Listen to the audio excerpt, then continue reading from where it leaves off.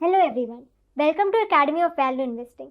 Whenever we earn or gain profit in any field, either by our luck or by our knowledge, we start considering ourselves as a genius who knows everything. But that's not the case. There are masterminds out there who are the real genius when it comes to investing. In this chapter, we'll get to know about their philosophies and practices that help them outperform the market. But before reading, let's understand their thinking process that made them great. Value investors are confident in their findings. They don't follow the herd. Instead, they buy their stocks which are away from limelight in cheap prices.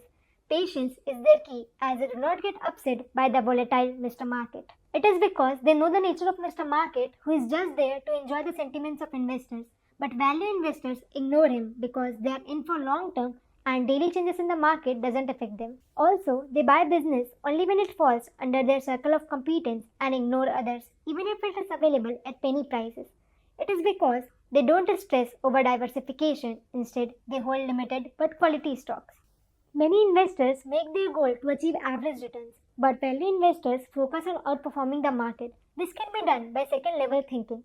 For example, an investor may think that's a good company, it has reported recent profits, let me buy it. This is first level thinking.